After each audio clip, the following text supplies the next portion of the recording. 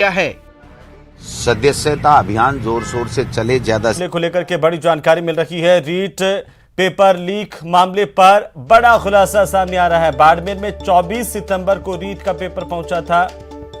बाड़मेर के रास्ते अन्य जिलों में भी ये पेपर गया था। अन्य जिलों के परीक्षार्थी गिरोह पेपर ले गए थे यहां से। एसओजी पूरे मामले को लेकर जांच कर रही है। ठेकेदार भजनलाल के रिश्तों की पड़ताल की जा रही है। साथ ही वकील मनोज बिश्नोई और अशोक जानी की तलाश भी एसओजी ने तेज कर दी है। ज्यादा जानकारी के साथ सहयोगी प्रेमदान फोन लाइन पर। क्या कुछ अपडेट प्रेमदान?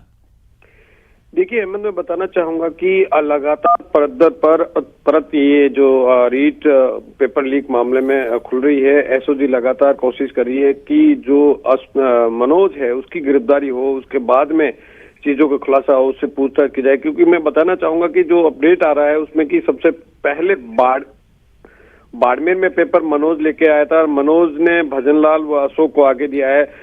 और ये भी एक जानकारी आ रही है कि पेपर हुबहू आने के बाद में सद्दाराम की बेरी में अभ्यर्थियों ने वहां पर जश्न भी मनाया। तो इस तरीके के कह सकते हैं कि बाड़मेर कहीं न कहीं बड़ी कड़ी बाड़मेर और जालोर बन रहा है। और इन जगह पर लगातार एसओजी अपनी नजर बनाई हुई है। एसओजी की टीमें लगातार दबिशें दे रही है। लेकिन मनोज भूमिगत हो गया है, उसकी पकड़ नहीं हो तब तक इस चीजों का खुलासा होना संभव नहीं है। क्योंकि हमारे जो सोर्स है वो बता रहे हैं कि एसओजी लगातार मनोज के ठिकानों पर दबिशें दे रही है।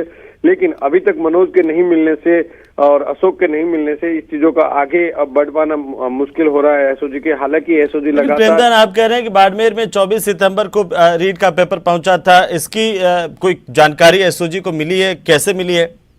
देखिए ये सारी चीजें अभी तक एसओजी इस चीजों का खुलासा नहीं कर दिए। लेकिन जो हमारे सूत्र है उनका साफ तौर से कहना है कि 24 को पेपर बाड़मेर में पहुंचा था, मनोज के जरिए पहुंचा था, ये बताया जा रहा है। लेकिन जब तक मनोज की गिरफ्तारी नहीं हो, मनोज से पूछताछ नहीं हो और उसके बाद में मनोज से आगे की कड़ी का खुलासा नहीं हो, तब तक इस चीजों पे हालांकि अभी तक एसओजी कुछ भी बोलने के लिए तैयार नहीं है। एसओजी के अधिकारी कोई बातचीत करने के लिए तैयार नहीं है। लेकिन लगातार बाड़मेर में डेरा डाले हुए एसओजी की टीमें, ऐसे में कह सकते हैं कि कुछ और कार्रवाई हो सकती है, कुछ और लोगों से पूछताछ की जा सकती है ताकि इसकी कड़ी जोड़ी जा सके।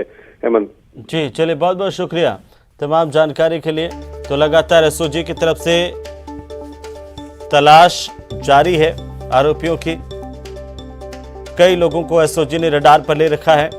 जांच लगातार तेज है।